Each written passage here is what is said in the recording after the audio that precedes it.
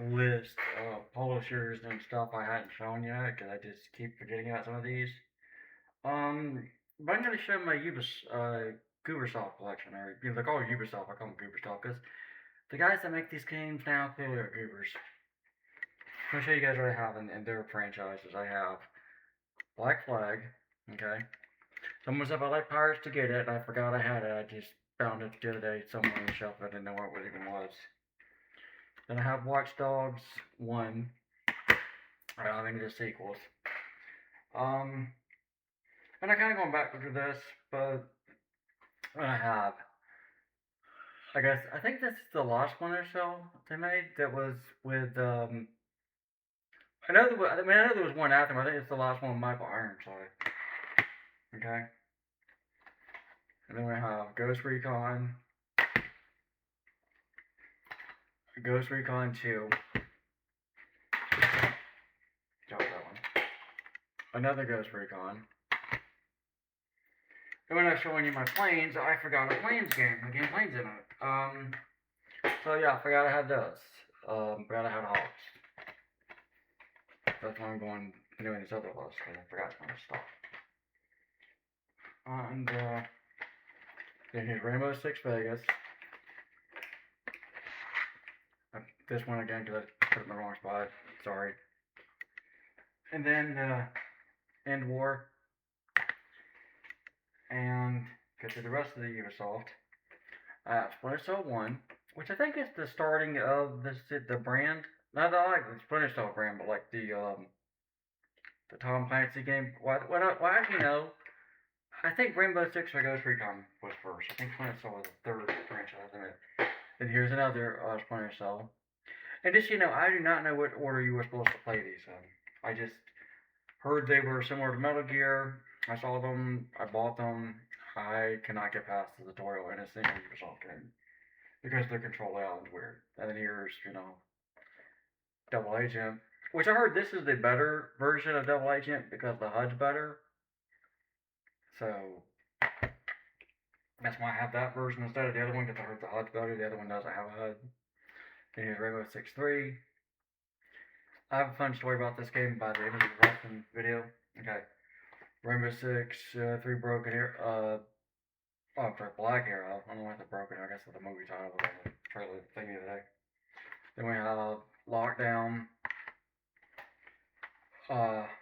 And this, back in the day, when we just had Halos 2 and 3, Sega GT, and Shamu, we also had these two games and the James Bond games. And then that one football showed you the 2003. So that was our Xbox library. We had no RPGs for the system at all back then. We couldn't find them. And here's the last two Ghost Recons. Okay. Let me rearrange this dust so let's get more crowded here. But anyway, I said I had a fun story about Rainbow Six 3, and I do. Rainbow Six 3, we had it on the GameCube, okay? And we took it camping, okay? We took it camping, and the game got soda spilled on it. And my brother used the toothpaste and CD trick to clean the GameCube disc to get it working again. And if you know anything about disc media, that's an old repair method. That's how they got the soda stains off the back of the GameCube disc. Alright, my chair is stuck on my wire here, sorry. I don't know how it happened. Now I'm gonna go through Sega, which I already showed some of the Sega stuff. But I didn't get the other one. No, but I already showed another video. The Sega Classic Selection for original Xbox. Y'all seen that already. And y'all seen this already too, and I just grabbed it off the shelf. But yeah, I have every version of this. Except for the one called Sonic Origins, because I haven't bothered looking for it. But yeah, I have every version of this, all three of them. So, and like I said, my first Sega console was the Sega Dreamcast. Like I said, I already showed this, I just grabbed it off the shelf, I don't know why. And this was the reason I bought an Xbox to begin with. I already said that one.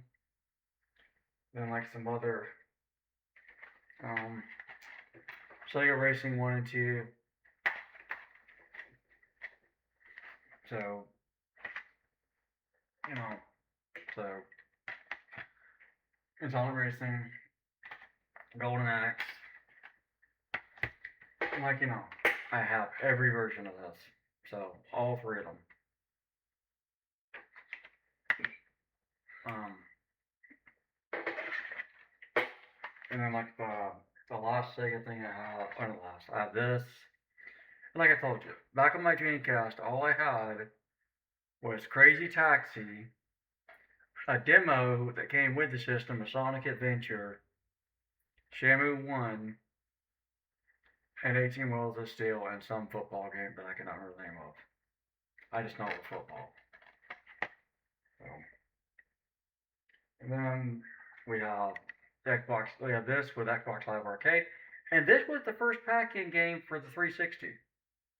Was this? This was the first bundle game they put with the console. That's kind of weird how when they started bundling games to the console, Microsoft both times picked Sega games instead of like bundling it with one of their games. So both 360 and the Xbox One, not Xbox One, Xbox Original, when they started bundling games, they picked Sega stuff. Now this has a bunch of mini arcade games like, these here. Breeding Frenzy, Pac-Man Champions, Uno, and Boom Boom Rocket, and I don't know what this one, I don't know what this other one is. I don't know the name of it, but it's some kind of puzzle game where you move balls around to. It's kind of like a Jewel type thing or Tetris type thing.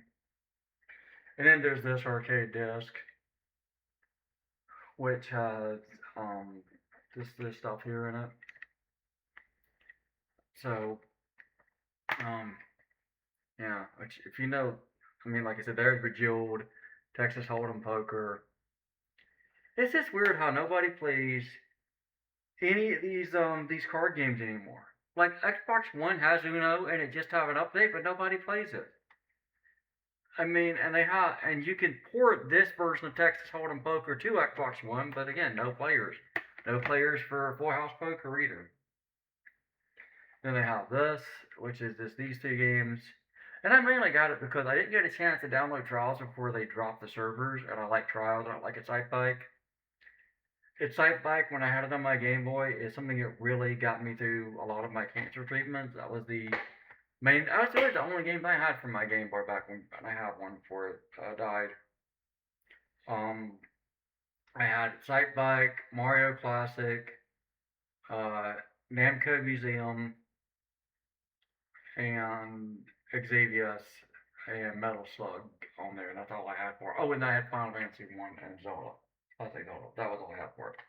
Then you have this Capcom Digital Edition collection. They have everything in the box right there. Um, uh, but yeah, so that's that. And like I said, another Namco Museum. Okay, I have two of those. There's one more. Got this rearranging here again. Like I said, these are things I didn't show. I mean, some of these I already showed, I know, in other videos. Some of them I didn't. So, I don't know. I'm just covering my bases for some weird reason. And then we have these, and I bought them because they were sci-fi games. But I had no idea how bad they were. Story-wise, mechanics. Like I said, I went through the thing with buying anything with aliens and spaceships in it. That's why I have Dark Star 1. That's why I have these. Just went on a space bender and I ended up with these. And uh, the I've never really liked Red Faction to begin with. Like I just grabbed these because I thought they were different from the original. Because I played the original Red Faction on PS2. I hated it so much I gave it to a friend for free. Okay, and then one more little thing, and then like I said, I think I already showed these. I don't know. Like I said, the game movies. Like I got the Tomb Raider, I got the Street Fighter. I think I showed you the Doom somewhere, and this was my first connection to Sonic. Was this version? The animated series version with Captain's, with not Captain, which one? Not Captain. What am I trying to say? I think I'm trying to say with Capricorn for some reason, but Acorn, Sally Acorn, yeah. So that was yeah, that was my first experience with Sonic with this cartoon with Princess Sally Acorn. That's what I was trying to say. Cause see, it does it right there. For some reason, I was trying to say Capricorn for some reason. I don't know why. Um, like I said, this is the sad thing about these. The live action segments with Danny Wells and Lou Albano are not in these. It's just the episode. It's the cartoon part. Okay, that sucks. It has the theme song with them dancing, but it does not have the live action segments. Maybe it's a licensing deal because they couldn't get the, Elvira and Sergeant Slaughter and all those guys to sign off on their likeness being used or something. And I have the Zelda one. And just so you know, I've never beat a Zelda by myself. The only Zelda I've seen the end of is Link to the Past, and my stepbrother mainly beat it on the days I weren't there because I had to go with my dad every weekend. So he actually beat it. I beat a level or two, but he's the one that mainly beat it because he's better without the better Zelda than I was. The Mario 3 cartoon, Mario World cartoon. Um, so I showed the Halos yesterday, but I don't know. I'm just randomly showing stuff. I don't know what to do. Like I said, I'm not feeling well. I'm just trying to keep. To be honest with you, I'm doing this to try to keep the voices out of my head. And like I said, this would be fine if the collectors weren't 8-foot tall giants. I don't know how they screwed that up. I know it came out before Mass Effect 2, but I think they could have got the scale right. I don't know how they didn't. And it's by the I don't know. It's by a Japanese studio. It stars Freddie Prinze Bruiser, which it stars the James Bay character played by Freddie Prinze Jr. Um, but yeah, I don't know why the Reapers are put tall. This is the only one of those kind of things they get it pretty close, almost pretty right to what to get what the story of the lore is in game. These are the only ones that get that kind of stuff right, as far as them being, and I mean completely right. Those are completely right, where Paragon Lost doesn't. These the same thing. They're just not right, and they're based on side characters. I mean, you only get you get Cassandra and the the Inquisition. She's not that big of a deal. She's just a sidekick. And Tails is just a sidekick. Vega's also a sidekick. And all the characters in these, they don't make it into the game because, the zombies eat them. But, so, Tomb Raider, Dante's Inferno, because I have the Dante's Inferno games, I wanted the movie just out of my collection. The original Mario Brothers movie, The Wizard, which is a giant commercial for a Nintendo product. But then again, the Transformers movies are a giant commercial for Chevrolet products. And their cars still suck and nobody wants to buy them. Then we have the Mortal Kombat movies. The two original ones are fine. But this Legacy short movie is just a waste of CD space in my opinion. And then the original Resident Evil set, which again has nothing to do with the movies. There's a Jill Valentine character in there somewhere. I think she's in the second movie and the fifth or something, but I don't know.